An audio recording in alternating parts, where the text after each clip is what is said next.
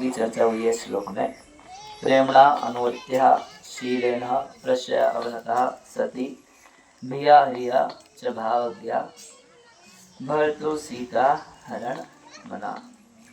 श्री सीता मैया अपने 8 गुणों के द्वारा श्री रामचंद्र के मन को अपने वश में करके रखी थी। तो सभी स्त्रियां चाहती हैं अपने पति को अपने कंट्रोल में रखना। सक्सेसफुल कितनी होती है। ऐसे तो सब सक्सेसफुल है। नारी विवश नर सकल गुसाई नाचे नर मर कठिनाई। वो पता नहीं चलता उनको, मगर ऐसा कंट्रोल नारियों का रहता है कि पुरुष लोग उन्हीं के मन के अनुसार सब काम करते रहते हैं। और कैसे करते हैं? तो बंदर की तरह करते हैं। बंदर की तरह करते हैं। बंदर एक तरीके से बोंदू बसंत होता है, सब कुछ करता रहता है मगर ये नहीं समझ पाता कि किसके लिए कर रहा हूँ। कृष्ण के लिए कर रहा हूँ, राम के लिए कर रहा हूँ, या पत्नी के लिए कर रहा हूँ, उसे ये पता नहीं चलता। और सब कुछ करता है किसके लिए? पत्नी के लिए करता है।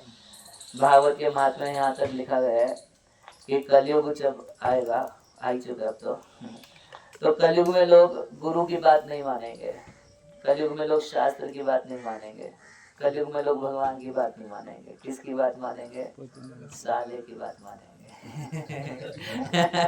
इसलिए लिखा है शास्त्र में, बाहर से नहीं बता रहा, भागवत के महात्म्य में लिखा है।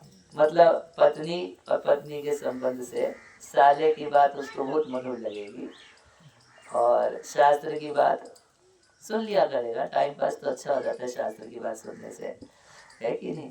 मगर करना किसके मन के अनुसार है? स्वामी कौन है? पत्नी, और पत्नी के संबंधी सब है।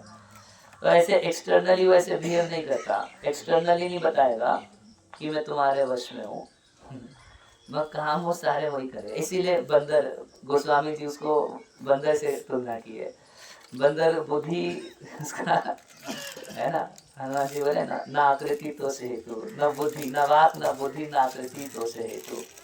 भाई बुद्धि होती तो हम लोग का नंबर नहीं आता, महाभारत सेना ये कहना चाहती है।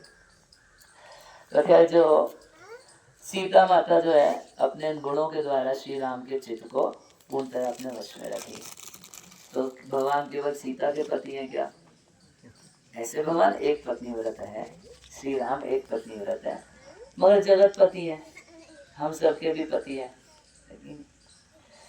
तो अगर हम भगवान रामचंद्र को वश में करना चाहते हैं तो सीता जी के गुणों को जीवन में अनुकूल करना चाहिए। बाकी तो टेम्परेरी पति हैं, दिए गए हैं, कुछ दिन के लिए दिए गए, उसके बाद ले लिए जाएंगे। किसी का पति पहले चला आता है, कोई पत्नी पहले चली जाती है, मगर जुदा हो जाते हैं। कुछ लोग बोलते हैं 7 जन्मों का संबंध है। एक बार एक संत के पास एक व्यक्ति पहुंचा, कपल, महाराज जी हम सुने हैं कि 7 जन्मों का साथ होता है। कहाँ से सुना है पहले? ठीक है, अच्छा ठीक, हमारा कौन सा जन्म है? तुम्हारा 7वां है। अभी जुदा होना ही है, जुदा तो एक दिन होना ही है कि नहीं? यहाँ सब टेम्परेरी संबंध है, राम से जो संबंध है तो परमानेंट संबंध है हम सबका।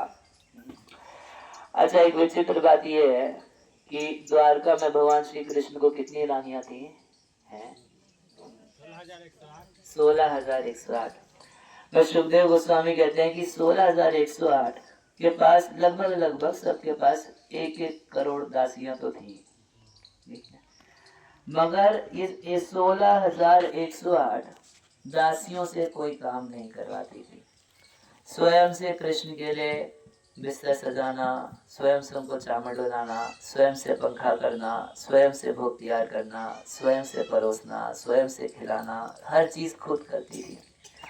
इतना करने के बाद और 1-2 नहीं 16,108 मिलके भी कृष्ण के चित्त का हरण नहीं कर पाए, मगर हमारी सीता जी अकेली श्री रामचंद्र के मन का हरण कर ली।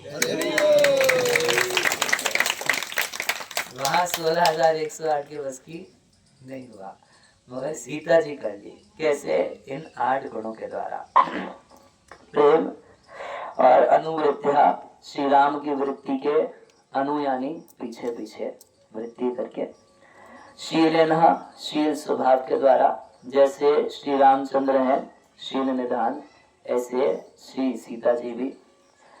और प्रश्यावनतः वह सबमिसिवली और हमेशा सेवा के लिए तैयार, हमेशा सेवा के लिए तैयार। हम लोग सीता जी की सेवा के लिए तैयार, गीत में गाते हैं अपना किशोरी जी के टहल बजाइए, हम लोग सीता जी की सेवा के लिए तैयार, और सीता जी हमेशा श्री राम की सेवा। हम लोग डायरेक्ट भगवान की सेवा नहीं कर सकते। प्रभुपाद जी जब विदेश जा रहे थे, बोस्टन की भूमि पर उतर के पहला गीत लिखे, क्या? कृष्ण तो पुण्य हवे भाई, जबे राधा रानी खुशी हवे। जब राधा रानी खुश होंगी तब कृष्ण आपके ऊपर आशीर्वाद करेंगे। तो ऐसे श्री रामचंद्र आपके ऊपर तभी आशीर्वाद करेंगे जब सीता जी आपसे प्रसन्न होंगी। ऐसा भी बृहद विष्णु पुराण में लिखा गया है कि कोई व्यक्ति सारे तीर्थ कर ले, खूब तपस्या कर ले, खूब यज्ञ आदि कर ले, सब कुछ कर ले, मगर जब तक मिथिला की शरण नहीं लेता, जब तक मिथिला की शरण नहीं लेता, तब तक श्री राम उसको स्वीकार नहीं करते।